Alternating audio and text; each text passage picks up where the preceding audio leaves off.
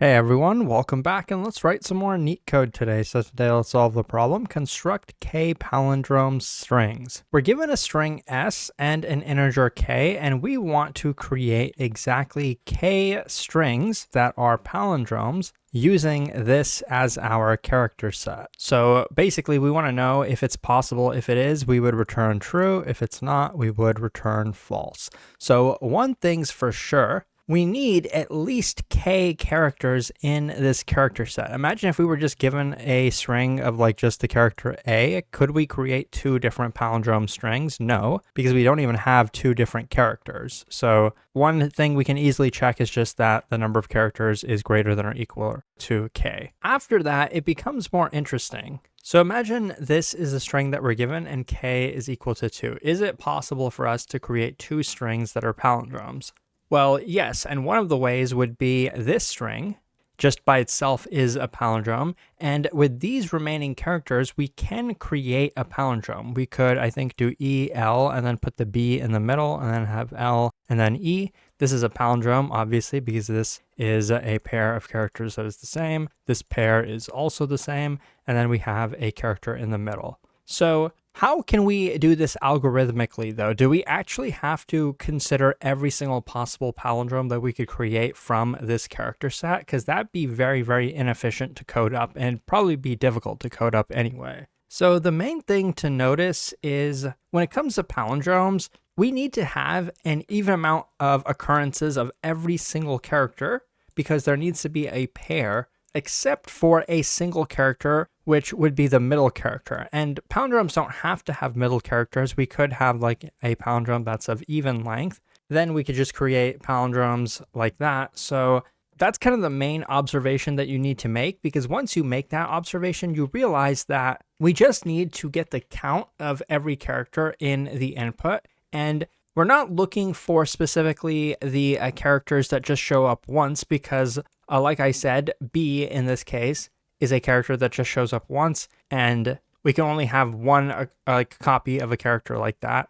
But we actually could have had an odd number of B's that's not one. We could have had 3 B's, and that would have looked like this. So it's not that we're looking for characters that just show up a single amount of time. So B shows up a single amount of time. But if it showed up an odd number of times, for example, 3 times, that is also something we would be interested in. So in this example, we see A shows up twice, N shows up twice, B shows up a single time, E shows up twice, and I think L also shows up twice. So we see that we only have a single character that shows up an odd number of times. So this means that no matter what, we'd need at least one string that would be a palindrome for this character, but then we could merge all the other characters into that same string, or we could create separate strings if we wanted to. Basically, since right now our odd count was one character that showed up an odd number of times, and that number is less than or equal to k, which is 2 in this case, we know it is possible for us to create two palindromic strings.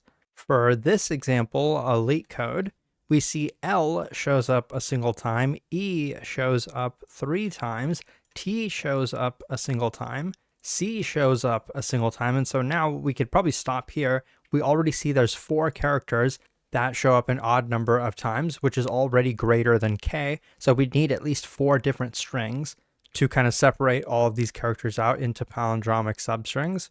So it would not be possible to create exactly 3 palindrome strings, so we would return false in this case. So this will be a linear time solution. You could say it's linear space. Since we're dealing with lowercase a through z, I guess you could also say it's constant space. But anyways, let's code it up now. So the first thing I'm going to do is just check if k is greater than the number of characters that we're given. If that's the case, we would have to return false. It wouldn't be possible to create k different strings anyway. Otherwise, we're going to, in Python at least, it's really easy. We can call counter on the string. This will count the occurrences of every single character. Then among those counts, I just want to know how many of them were odd. So that's what this variable is going to represent. I'm going to go through every count in that hash map's values, and then if it's odd, so if this divided by 2 was equal to 1, then I would want to increment odd. One way to do that is actually just to take this and then move that there. So if it's odd, this will be 1, and then 1 will be added to this. Otherwise, it'll be 0, and then this won't change. And then after all of that, we can just check if odd is less than or equal to k, then we would return true. So we can just return whatever that evaluates to. So this is the whole code. Let's run it. You can see here it works and it's pretty efficient. If you found this helpful, check out leetcode.io for a lot more. Thanks for watching, and I'll see you soon.